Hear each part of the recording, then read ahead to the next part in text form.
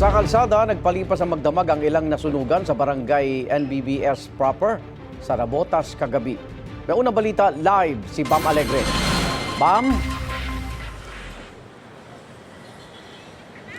Igan, mahigit 50 pamilya nawalan ng tirahan dahil sa nangyaring sunog dito sa Navotas.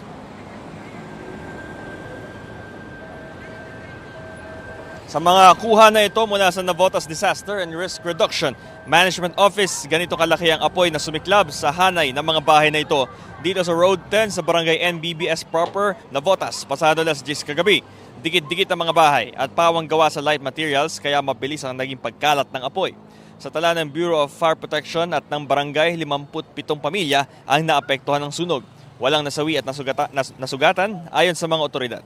Tuluyang naapula ang apoy bago mag-alas 11 ng gabi. Ang ilan sa kalapit na elementary school nagpalipas ng gabi. May ilan namang sa tabi ng kalsada na natili para bantayan ang mga natirang ari-arian. Pakinggan natin ang pahayag ng ilan sa mga nasunugan.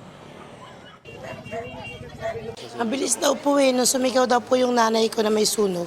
Paglabas daw po ng mga anak ko, diyan na daw po yung apoy. Tapos yung anak ko pong babae bumalik para kumuha ng bag. Tapos paglabas siya po, malapit na daw po sa amin kasi bali simula po doon sa nasunugan, pang-apat na bahay po kami. Binabantayan din po kasi namin yung gamit din po namin.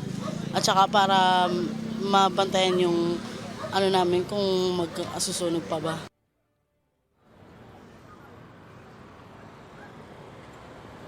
Igan, patuloy ang investigasyon ng Bureau of Fire Protection sa sanhi ng apoy, pati sa lawak ng pinsala. Ito ang unang balita mula rito sa Navotas, Bam Alegre para sa GMA Integrated News.